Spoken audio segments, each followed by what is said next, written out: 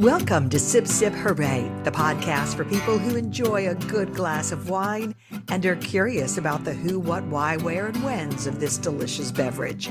If there is one person out there who can answer all of your questions, it is bound to be our guest today. She has what seems an encyclopedic depth of knowledge about all things wine and is best known as the author of the much celebrated Wine Bible.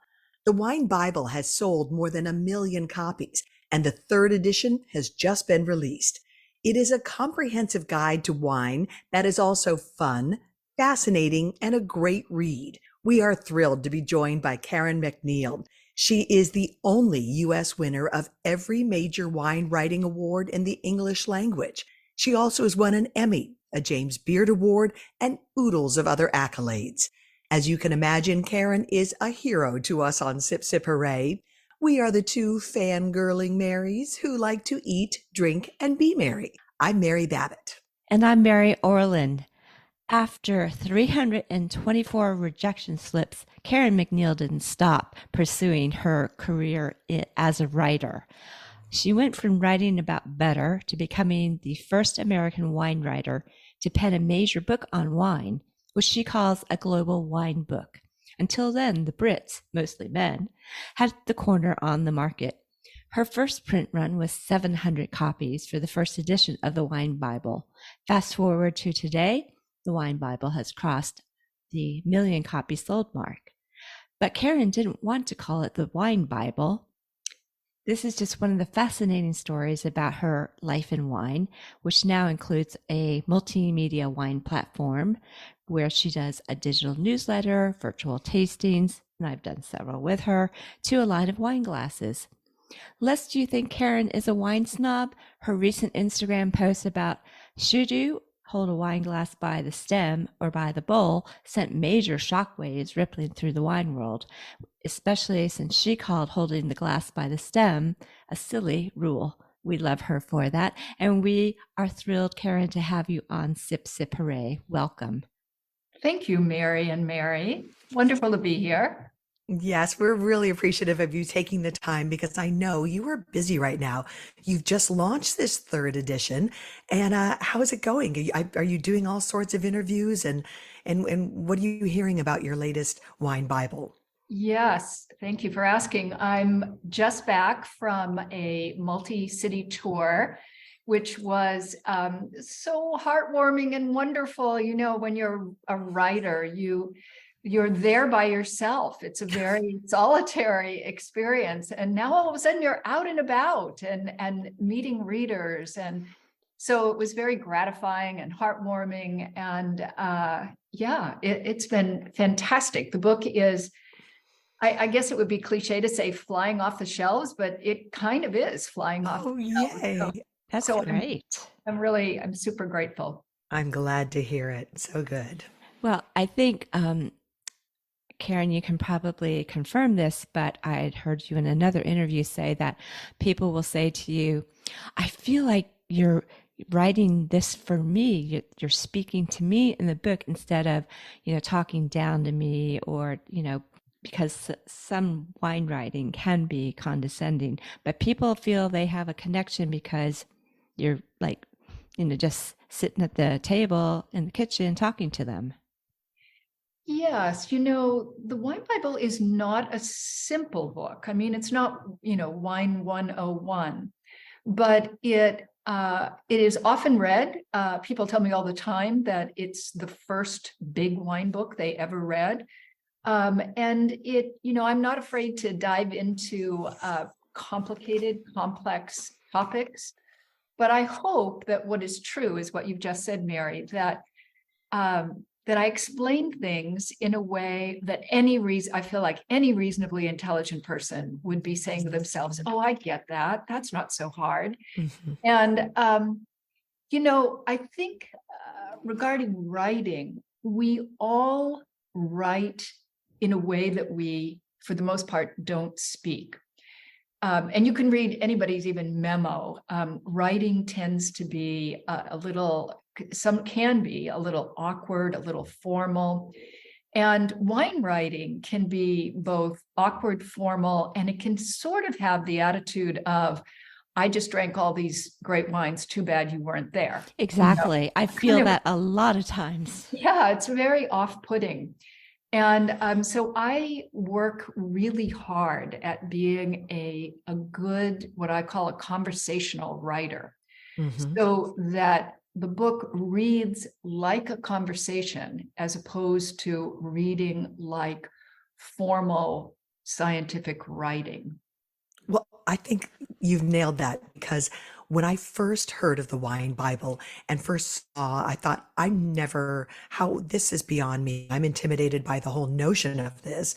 And I would never understand what's all the terminology in it, yada, yada, yada. And then I opened up the book and discovered you created this miraculous thing, which is a comprehensive guide to wine that actually reads like a fun, conversational favorite book. And best of all, for me, I could open it up at any page and find something fun. It's not like I had to start at the beginning and read all the way through to follow the line. You know what I mean? It's like it's a just open it up and like point your finger and you've got a great sentence. You've got a great factoid, a great little box of information. Well, wine is inherently fascinating. And there are all kinds of things that are interesting or crazy or just, cultural tidbits that make wine writing come alive. I remember when I started to write the New Zealand chapter, I do all my, I do a lot of research, and I'd come across this piece about the number of sheep in New Zealand. And I realized that there are like 20 sheep for every winemaker in New Zealand. That had to go in the book. It just had to go in the book. And of course, there's a fabulous picture of these super adorable sheep to go along with that caption. And that was really fun and unexpected. Yeah. So, but I want people to do exactly what Mary just said about open the book anywhere and later that night say to someone in their family, wow, did you know that is the Leonardo da Vinci got a vineyard for painting The Last Supper? Exactly. That was one of the cool little facts. Cool. I know. Or the little breakout box you have about the origin of the word booze. Like, I mean, it was a Dutch word for drinking to excess, and it was considered very much a derogatory word back then. Yes. All of these things are, they make wine come alive on the page. And I think as readers, we all have a kind of limited tolerance for how many gray pages after gray pages after gray pages you can read before you're just mind numb. And so I don't want to suggest that the Wine Bible is not serious, because as you know, if you want to know the regulations for Chianti, they're in there. Yes. But what makes all of that information, forgive the pun, but digestible, is all of the fascinating cultural and culinary and artistic and historic and even religious ideas that surround wine and make it come to life. And I'm so glad you've included so many of those details. I mean, I love that you say you can't understand Malbec without understanding the tango. Right.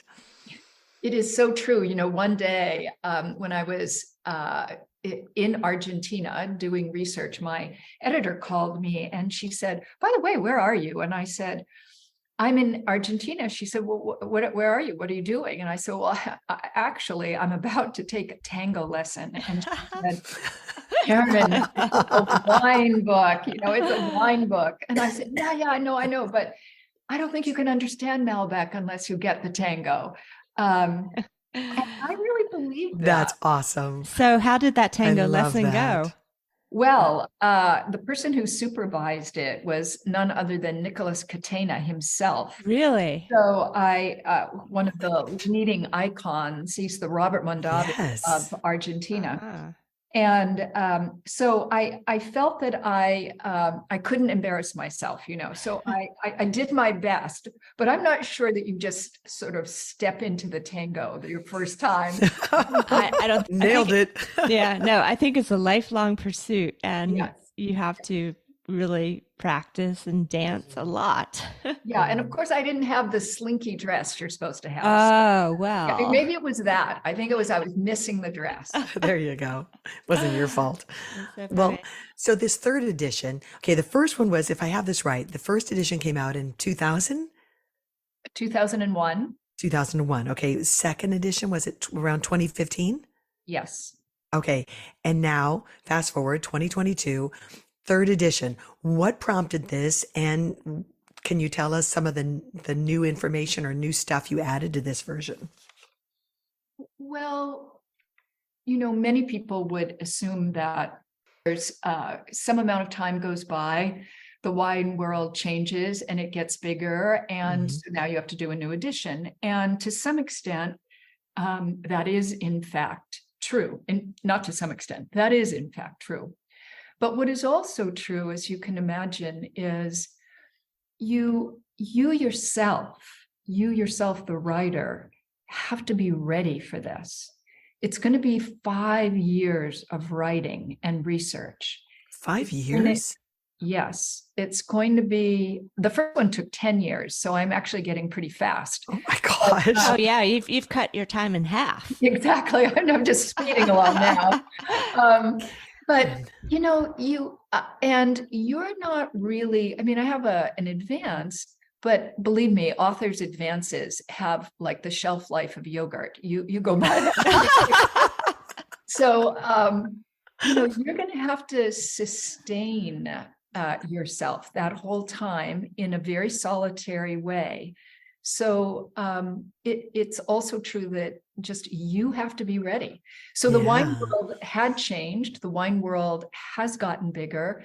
If you had said to me 20 years ago when I wrote the first Wine Bible that there would ever be a chapter on Great Britain, I would say absolutely not. Or Japan, no. There's not going to be a chapter on countries like that. But as we all know, those two are very vibrant wine producers today, and there are 10 countries coming up very fast that are in this Wine Bible that were not even in the second edition. Well, for example, one of them is Brazil, and I just got back from a media press trip to Brazil and was blown away by the wine. Yeah, it's astounding. And some of these are, like Brazil, are old wine producers who are becoming new again. Right. Some of them are brand new places, like Great Britain.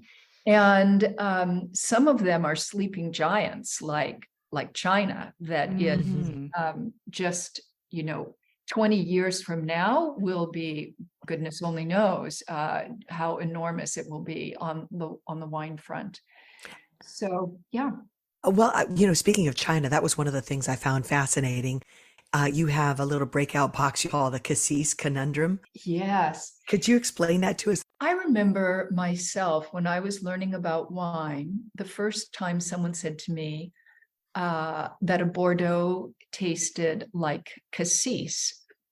And because I was a bit too afraid to say anything, I just wrote that down, right? Someone else is smarter than me, knows more about, well, at least knows a lot more about wine than me, says this wine tastes like Cassis. I wrote down this wine tastes like Cassis. And over time, I realized that even though I don't think I'd ever tasted a red currant berry, which is what Cassis is, I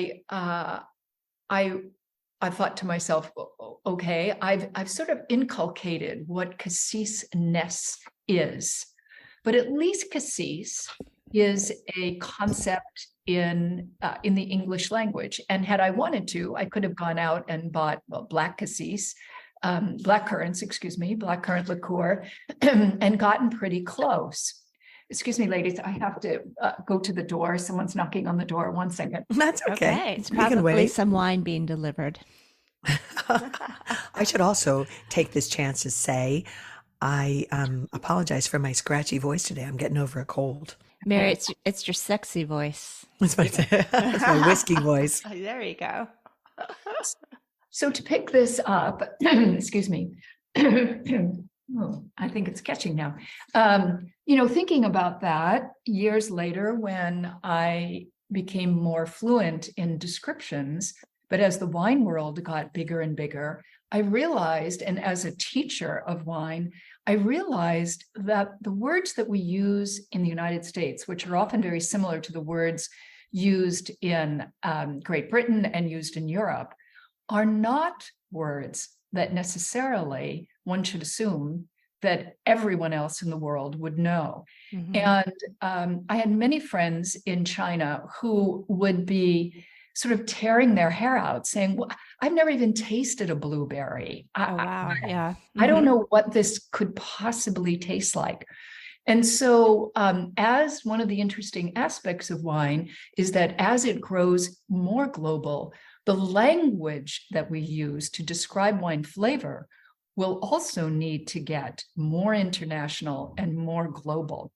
And already in places like China and Japan, it's fascinating when you go there and taste with a group of, let's say, Chinese sommeliers who can speak amongst themselves using terms for fairly, what are to me, obscure Chinese sauces, let's say, in describing Pinot Noir. And you think, wow, well, I wish I knew this Chinese sauce because it describes Pinot Noir perfectly. Right. And even the types of fruit, the yuzu or ube, Yes. or yes, and spices especially, for in the Asian world, whether it's in India or Thailand or China, they're all very different than the spices that, when we say spicy, it's either black pepper or baking spices. Yes. And, one needn't go to Asia either. I mean, you can go to the Caribbean. The Caribbean has all kinds of foods and culinary terms. South America has culinary terms that are unique to itself. Yeah, it's great to see the wine world expanding and becoming more global. And I know you consider yourself a globalist, a generalist when it comes to wine. So I just want to go back a little bit, because we think your story is so fascinating. I want our listeners to know how you got started, because you didn't start off writing about wine. No, today, actually, you can start off writing about wine because blogs exist. But when I started as a journalist, blogs did not exist. And you had to sort of work your way up through publications, hoping to get your first article published. It was very, very, very hard to do. I lived in New York City when I started out. I lived in a 5th floor walk-up on the edge of a neighborhood called Hell's Kitchen. Okay. For obvious reasons. It was a pretty difficult place. And, I collected, I think you mentioned, 324 rejection slips before my first article was published. That's amazing. It's daunting. How did you not just give up? I don't know. I don't know. It's so impressive. And I feel like every aspiring writer should know that that's what it took for you. You are a terrific writer. You're so eloquent. You are a conversationalist. You're able to bring everyone into the tent with you. And to know that 324 times you were told no and you kept going, it makes my heart happy that there's people who say, you know what, I believe deeply enough that I think I would be wounded after maybe number 10 or something. It's not meant to be, but it's so impressive. Well, thank you. I really, that's very kind of you. What made it especially hard for me back then is you're unpaid all that time. Right. You need some darn money. No. You're writing your little heart out and walking up to your fifth floor studio apartment, and the going is really rough. In fact, in my own case, I was writing back then about everything, not wine, and I was not writing about wine because I didn't feel, even though I loved it, I didn't feel I knew enough about it to write about it. And again, you didn't, in those days as a journalist, you had to sort of demonstrate your expertise before you could give your opinion on something. And I knew I didn't know enough to be a wine writer. But so I was writing about, women's issues and politics and poetry and all these other kinds of and social phenomenon. And one day, because I was so poor, I had the light bulb went on, and I thought, oh, I have this brilliant idea. I should try writing about food because maybe they give you samples. Oh, I love it. And that was a good idea. It was a really great idea. I was on food stamps. I had a desperate oh my goodness diet, and so I started writing about food. And indeed, I'm not a very large person, and some chef would take one look at me and say, here, try this mushroom pizza or whatever. And so I began writing about food, and the very first article of mine that sold was on food. It was, as you mentioned, on butter. And it took many years after that of first becoming a pretty successful food writer to then building my knowledge of wine enough that I felt like I could begin to write about wine. Wow, that's amazing. Well, and I want to hear that part of the journey, but I really, if you could back up just a little bit, because there's something else I learned about you that I also think is so impressive and speaks to what a brilliant together person you are. Am I correct? Did you run away from home as a teenager? Yeah. And you lived on your own at like 14 or 15 years old? Yes, just a bit before my 15th birthday. And you were the valedictorian of your high school too. Yes. Like any other runaway, you'd be like, well, you survived. That's the success in itself. But the fact that you not only were living alone, but then still studying and getting good grades and everything is crazy. And you were drinking wine at the age of 15 when you were doing your homework. Yes, I was. As luck would have it, I had no one to tell me I couldn't. And how did you get by? Well, I did have to go to just one checker at the local grocery store. I even knew her schedule because she never carded me, never once. To buy your wine, okay. to buy wine. So, but and what was I buying? 89-cent Bulgarian red, right? Yeah. Fancy, right? But living on your own at such a young age, how did you manage? I know. Well, I worked before school, I worked after school, and I worked 2 jobs on the weekends. And you're still valedictorian. That's Karen. It's amazing. Wow. You are like a self-made person. It's very cool. What an inspirational story. Mm-hmm. Well, thank you. I didn't feel too much like I had a choice.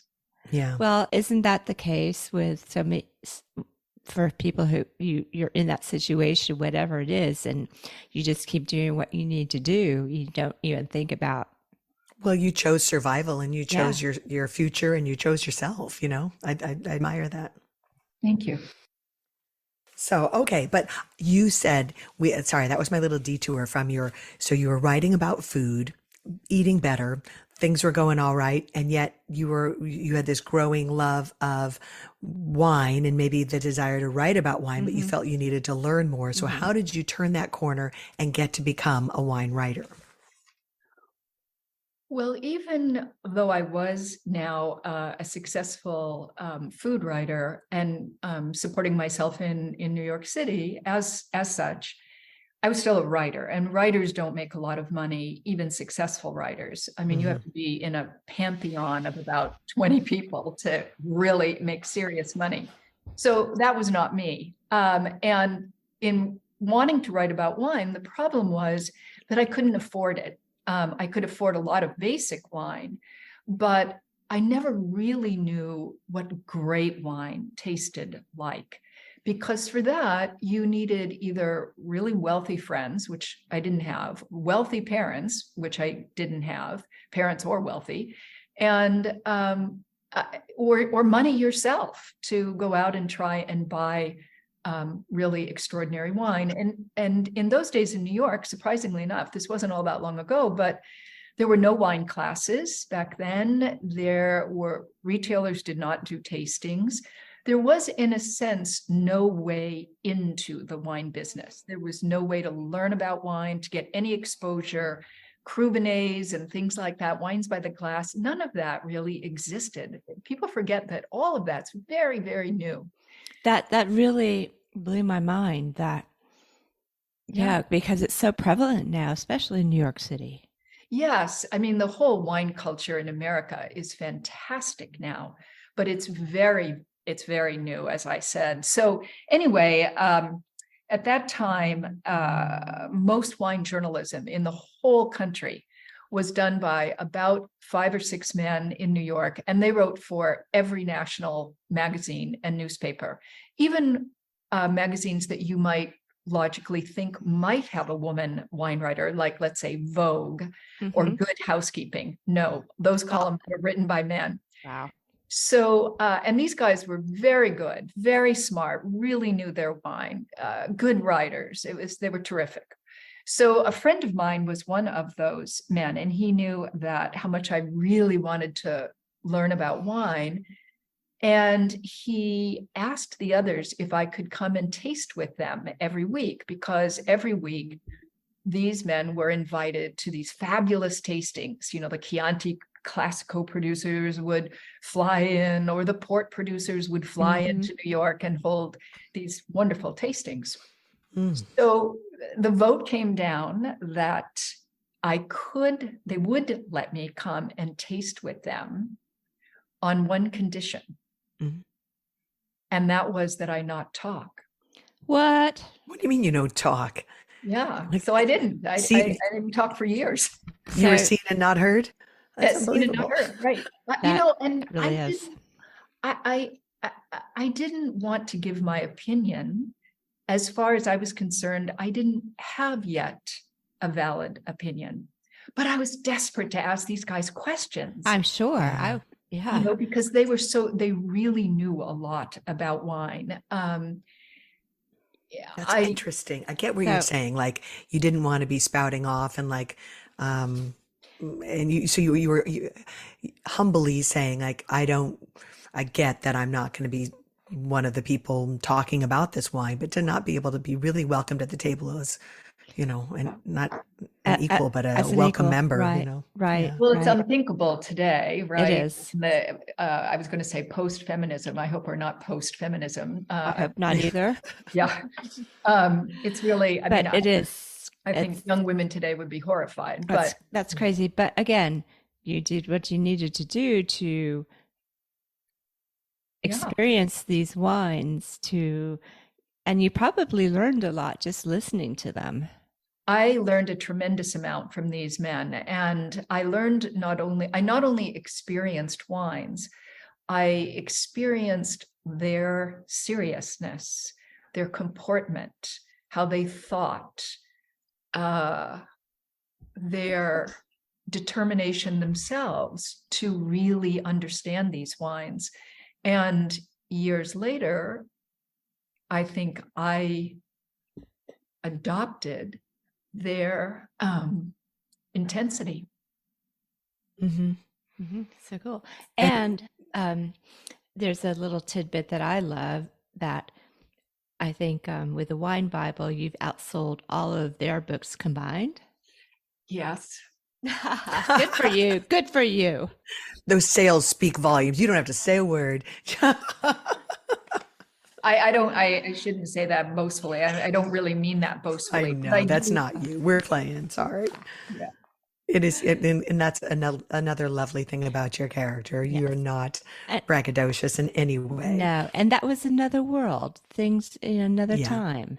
Yes, yes, and also, I mean, I had the benefit of writing a book at the time when American wine culture was burgeoning. And I think for the people who immediately went before me, it was tougher. It was tougher for writers of wine books because the sheer audience in the United States was a much smaller audience. Well, absolutely. And I mean, okay, the first edition of the Wine Bible came out in 2001. That's when the TV show that Mary Babbitt and I did in Wine Country premiered. Wow. Fabulous. So we kind of know what the wine world was like then. Right? Yeah. Mm-hmm. It makes us not OGs, but maybe it just makes us OLDs. Oh my goodness. So Mary Orland mentioned in her intro that when you wrote this book, you said it took you 10 years, the first edition of the Wine Bible, and you didn't want to call it the Wine Bible. Was that because you felt that was just too big, too divine? I don't know. What was your reasoning for not wanting to call it the Wine Bible, and how did you get talked into it? Yeah, I felt that it was too egotistical. It was, it's a statement of a title. And at that time, having just finished the manuscript, I didn't know if 20 people would buy the book or 200 people would buy the book. It never even occurred to me that 2,000 people might buy the book. So to call it the Wine Bible I just didn't feel it. I was terrified to do that. And in fact, all those 10 years, it had a different name. And it was referred to in my contract with Workman as a different name. And when I brought the manuscript in, Peter Workman, let me see if I remember this exactly, looked at it for about a half an hour. I sat there silent. Oh my gosh, what torture. I know, silent and terrified. And he said, "This is great. And we're going to call it the Wine Bible." Wow. And I said, "Absolutely not." And he said, "Well, apparently you, my dear, did not read your contract very well because authors have no say in the title of their book. The title of a book is considered part of a book's marketing and not part of its content." And he said, "Yep." He said, "You're a subject expert, and I don't, I take everything that you've put into the book as accurate, and I believe it, and it's your decision. But what's on the outside of the book is my decision." And he was right. So it did get called the Wine Bible, even though I cried. You cried? Well, it's a great name. Oh. But, he was right. It's a really good title, and it sums it up. He was right. It does. And it didn't get you in trouble. No, I did feel like living in New York, at the very least, I would get terrible letters from, let's say, 10 rabbis or something. But no, actually, it turned out to be a really wonderful title, and I'm forever thankful. That's so awesome. That is so awesome. So there's a saying, it takes a village. And I think, with the first edition, it was probably all just you, right? Right. But now I think you have a team that helps you. Can you tell us about Team Karen MacNeil? Yes.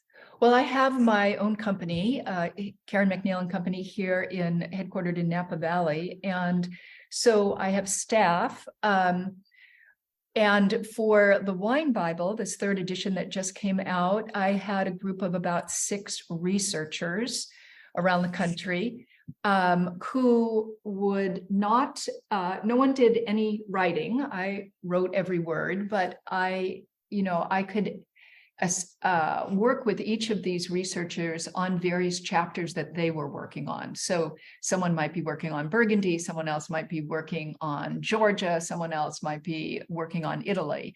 And, we'd be able to go back and forth because the research is enormous. And, you have to be able to turn to someone, and that's the only way I could do it in 5 years versus 10.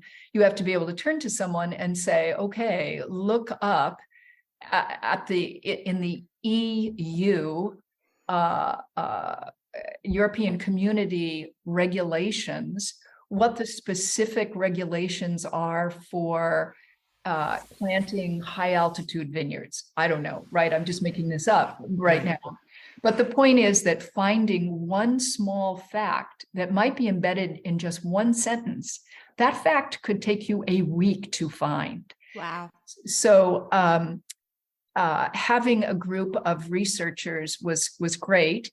And then my second in command here, Susan Wong, was the sort of operational organizer of, you can imagine, just thousands of pages of research and thousands of pages of writing. And every chapter did not have just one version. I mean, there are probably 35 versions of the Bordeaux chapter alone. Really? Ooh. Because as you're writing, you're writing along and you're discovering sort of new information. And let's just say you discover something new about tannin. Like, somebody has to keep track of, where does tannin appear in this entire 5,000 page manuscript? Because it has to change every place, because Wow. something new has been discovered about tannin. So now the Napa Valley chapter has to change, Bordeaux has to change, maybe Tuscany has to change a little bit, Argentina has to change, right? So it's from, even if you do no writing whatsoever, it's helpful to have this person who is just literally keeping track on giant spreadsheets of facts and information and where we are on every chapter as it moves, as the big book moves forward. And then we had 2 photo researchers as well, who were reading everything and like, okay, we got to find a nice picture of New Zealand sheep. Right. That, right. So it is a village. Yeah. Well, I'm glad, because you are a stickler for the research, and I'm glad you have some people helping me with that, because otherwise it'd just be, brain bursting. Yes. So what surprised you the most, or what did you not expect that happened in revising the 3rd edition?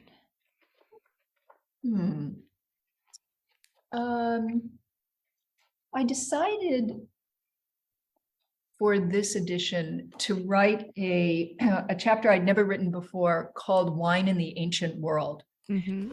And I really wanted to write that chapter in a sense, for myself, because when people would say to me, just, you'd be at a dinner somewhere or something, and someone would say, when did wine begin?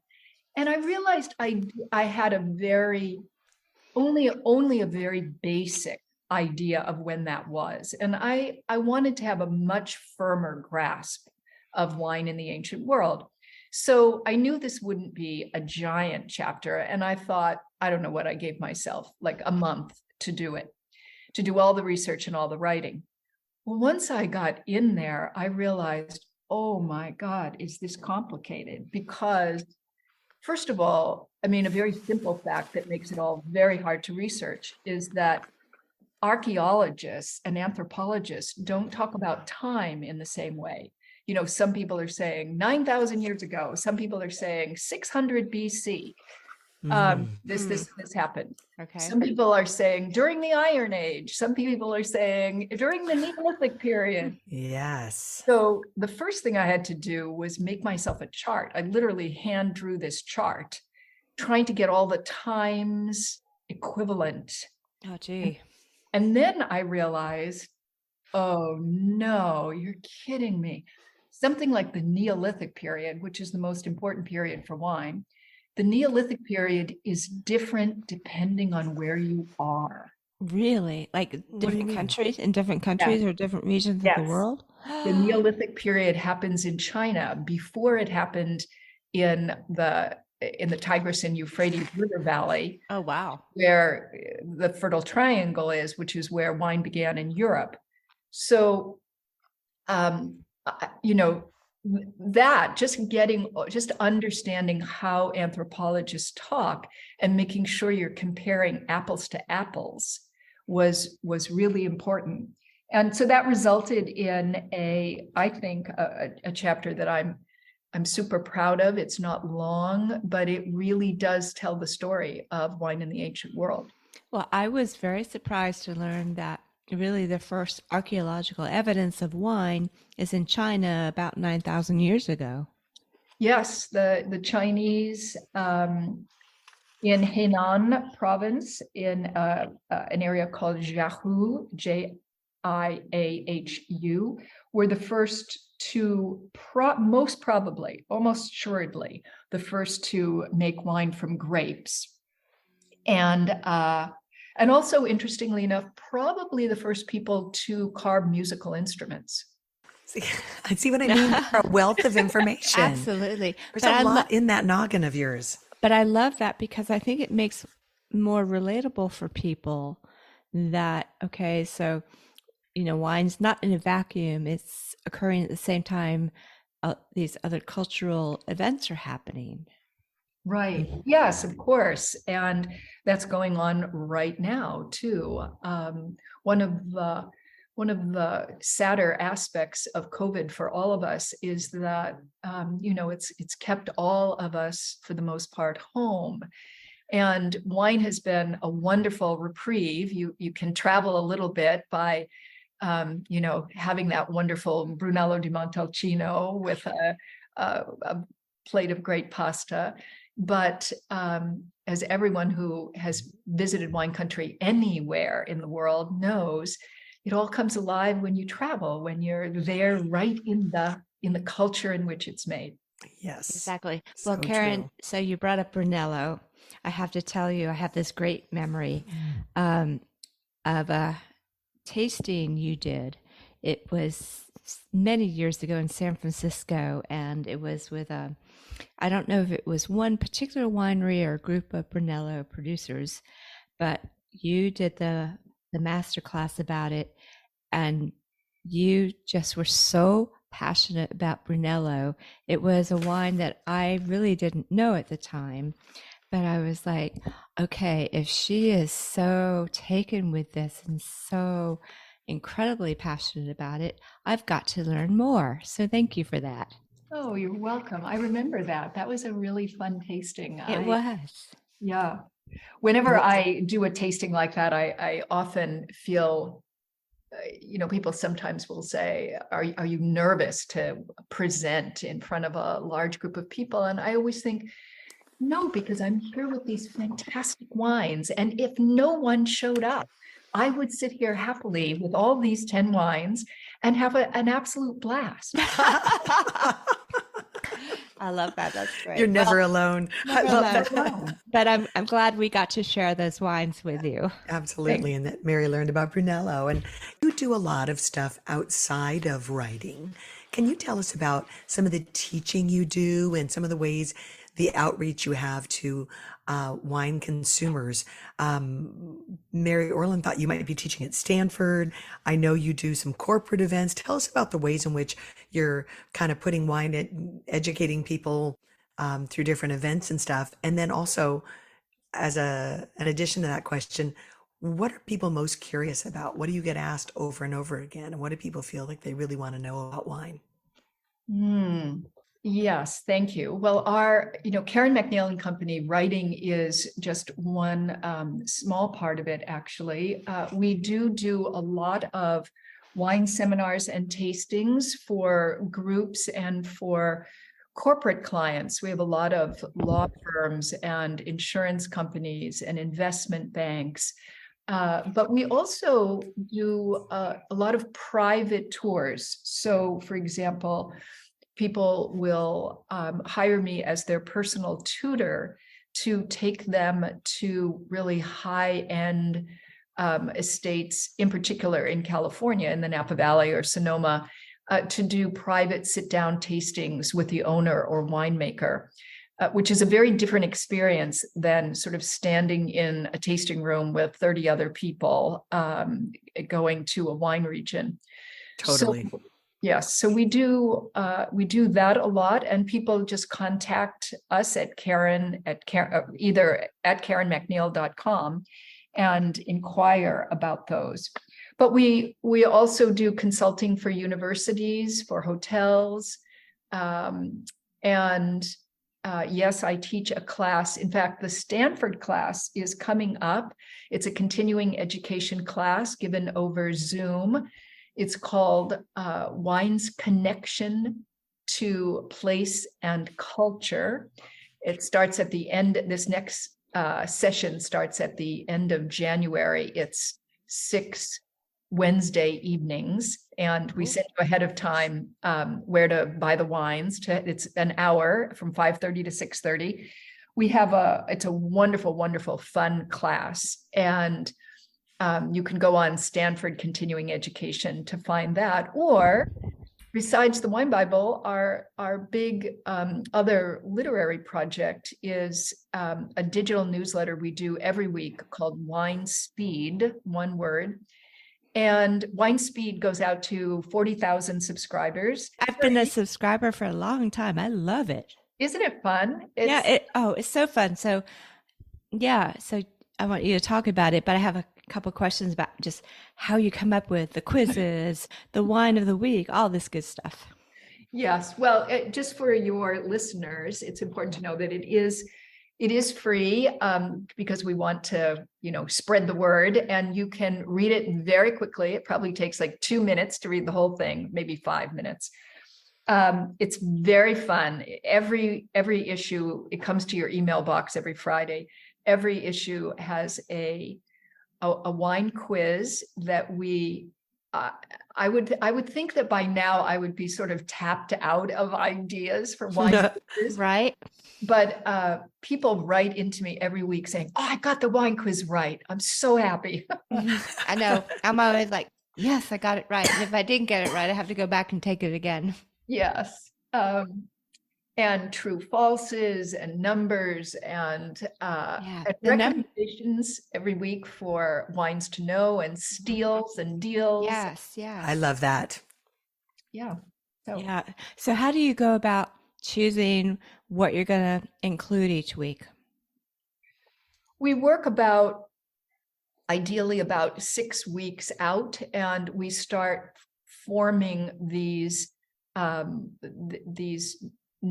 digital newsletters by looking at the content and making sure that they're really well balanced. So if we had a quiz that was on champagne, we wouldn't do a number or a wine to know about champagne, right? Okay. Yeah. So that each one is really fascinating, kind of like the Wine Bible. My goal is that no matter who you are and what kind of wine you like, there's going to be something in Wine Speed that you're going to say to yourself, "Wow, I didn't know that. That is so interesting." Oh, absolutely. I mean, every week I say that, and I love the numbers section. And it's like, oh, that's really cool.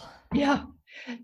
It's, I will just honestly say that sitting around my office at our office meetings, every month or so we think, God, we should charge for Wine Speed, because it's really, it takes us a long time to do. And I'm sure people would pay for it. At least some people would pay for it, but it's a gift, right? It's a labor of love. We want to grow the pie. So yeah, we never charge for it. Well, thank you. Cool. We, as one of your subscribers, we appreciate that. Absolutely.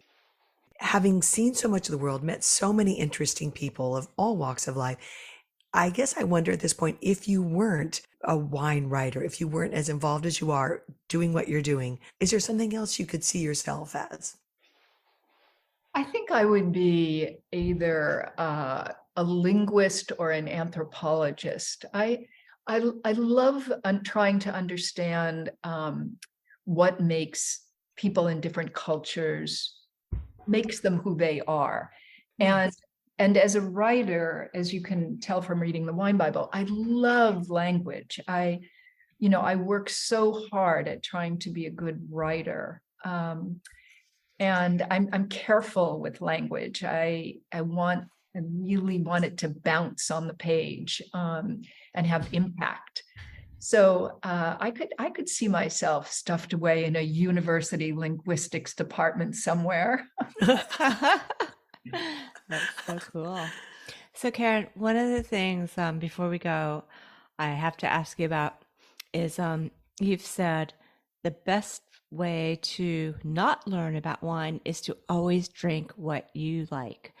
And you say if you really want to learn about wine, pick one country, drink nothing else for 6 months from that country, but then try another country. So, can you explain the theory behind that and why you think that's a good way for people to learn about wine? Yeah, it's kind of revolutionary. It's not what It- most people do. No, and it's very important because we, all three of us, and lots of listeners I know this too, that the very first reaction most of us have to wine is being overwhelmed. You walk into a wine shop or even look, online, and you're like, holy God, which of these 4,000 wines am I supposed to buy for dinner tonight? Right. Right. And it's logical to be overwhelmed, frankly. And the when I was teaching myself about wine, I realized that this was going to be like a tsunami coming over me, that I would never survive this tsunami unless I went about it in a more planned kind of way. And so I kind of stumbled on this myself, but it really worked for me. And I've suggested it to a lot of people since, which is, start with any country. It doesn't even matter what country you start with. You could start with Australia, let's say. And for a month at least, and preferably 2 months, only drink wines from Australia. Don't even go to another section on the internet. Don't go into a different section in the store. Only drink wines from Australia.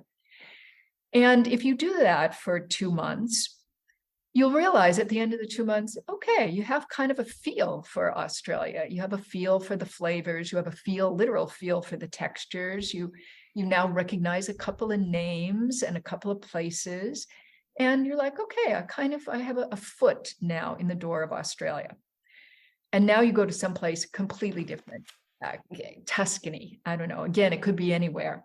And now only drink wine from Tuscany for 2 or 3 months.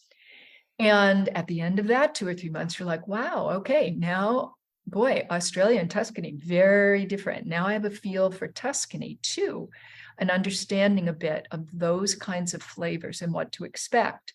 And if you really, and you go around the world doing this, if you really want to up your game, then during those periods, you should try and cook at least a few foods from that area too. Ooh. So let's say you were doing Tuscany, maybe once a week you buy yourself a Chianti and make some Tuscan pasta dish.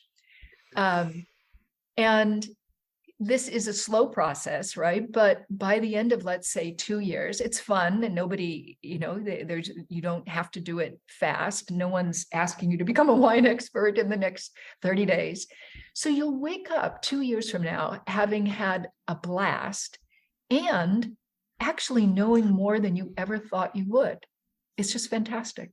And it's kind of a fun assignment too. It's a fun little quest, And you can do it with others. You can, when I first did it myself, I did it with a boyfriend. So many good things in the old days happened that way, right? Right. And he would buy the wine, and on the nights that we would cook, I would cook the dinner from wherever, and look up the recipes and cook the meal, and he would buy the wine from that place. And we usually would taste at least 2 wines a night from whatever place we had assigned ourselves to. And we learned a ton, just him and I sitting at the dinner table laughing and doing this. That is so Well, cool. And now have you covered all the different countries? Is there another country that you need to spend a month or two drinking exclusively? Yeah, no, well, now I don't have so much the luxury of doing it that way anymore because, we taste, let's see, how much do we taste in my office? We taste, I don't know, 2 or 3 cases of wine a week. and often there are reasons that they need to be tasted, now. We don't always have the luxury of saying, no, we're not going to taste any Chilean reds till next October or something. Something will happen. We'll be like, we got to get on a Chilean wine here. Yeah. So it's different now, but I think it's really the way that I sort of allowed myself allowed myself to really know wine in a way that I could remember it, because that's the other thing. If you're just always tasting wines from here and there and everywhere and not paying attention, you never remember anything. So you wake up 2 years later and someone will say, well, what do you think about the wines of Spain? You're like, I think I tasted one or two, but I don't really remember them. That you want That's to a really avoid that. good point. Yeah, that's a great point, because it kind of, the repetition, you kind of embed it in your brain and your taste Right, buds really get familiar with. Yeah. Yeah. right. I think I'm going to start doing that. It's fun to do, really. Yeah. It's awesome. I like It's the idea too. awesome. When you had me with the candy and the Italian dinner, I'm like, okay, sold. Well, I mean, Karen, there is so much we could talk. We could spend another hour or two talking to you, because you address so many great topics in such a Yes. great way that is not intimidating. And that's what we're all about too. We want to make wine um, something that people can feel confident with, that they we're always learning. And I want all of our listeners to know that no matter what level you're at, beginning or a bunch, you're always learning. And that's what to me is fascinating about wine. There's no way to know everything. I know that I'm always learning, and I love it when I can pick up a fun book like this wine Bible and turn to any page and like, oh, this, here's something fun about the quick sip on Greek wines. That's so true. Your Your stories are fascinating, they're fun, and your love of wine and wine culture, the culture of wine, the people, the places, it's infectious. So, Mhm. can't say enough good stuff about your passion for wine and all the ways you've helped educate all of us. And again, the Wine Bible, this third edition, it is a great gift idea. Oh, And totally. I believe it is very widely available, but I Yes. think I heard you say that if you buy it through your website, you'll even inscribe it for people. Yes, thanks, Mary. Yes, you can buy the Wine Bible everywhere, of course, where books are sold, as they say. But if you would like it personalized, either to you or to someone you know or love, or a colleague, a friend, if you'd like it personalized as a gift, then yes, you can go on winespeed.com and order. There's a little tab there that says the Wine Bible, and it will allow you to purchase it right there. And you can tell us to whom you would like it personalized, and I'll sign it and we will send it off to you or your friend straight away. Fantastic. And Karen, is winespeed.com the best way for our listeners to find you, to follow you, to sign up for your newsletter? Winespeed.com or KarenMacNeil.com. And all of our social media handles are Karen MacNeil Co. So Karen MacNeil and then just CO for company, Karen MacNeil Co. You can find us on Instagram and Facebook and yeah, all of the great platforms. All You right. have a Well, you have a great Instagram feed, by the way. Thank you.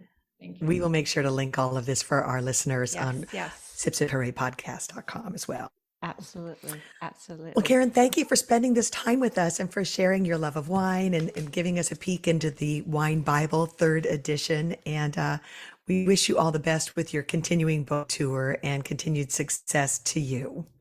Thank you so much, Mary and Mary. I really, really appreciate your taking the time and interviewing me today. Oh gosh, we so appreciate your taking the time out of your super busy schedule to speak with us and, to give our listeners an insight to not just the Wine Bible, but to you, because what a fascinating background, career, journey you've had in wine. Yeah, we are definitely fans, as I said off the top. The Marys are in your crew. All right. Well, thank you so much, and I'm off to do our office tasting. Yay, okay. For the evening, I think it's all set up. So everyone here is looking at me impatiently, like, Yeah, like, come on, we're getting Karen. thirsty. All right, well, Pinot cheers. Noir. Okay. Okay, sip, sip, hooray, and thanks again. Thank you both. Cheers, Karen.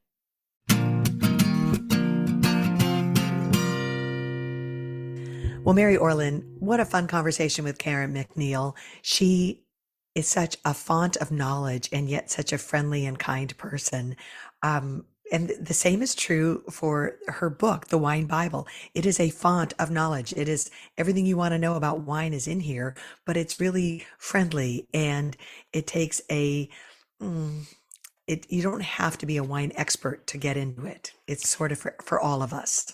Well, that's the thing I love about Karen and her work, what she does, not just with the Wine Bible, but with her Instagram, with her newsletter, Wine Speed. She's really making wine something that is available to everybody, anybody, no matter what your level of knowledge or interest in wine is. And, going into this interview, was she going to be stuffy and a wine snob and all that? And clearly she's not. And I didn't think she would be, but I'm just so pleased. I mean, I want to celebrate her success. I mean, from, her humble beginnings and running away from home. And she really is a self-made woman and a very successful one. And she started at a time when it was a male-dominated industry, and she has shown the boys that she can, best them all. Absolutely, absolutely. And the Wine Bible, as I said at the end of the show, it does make a great gift.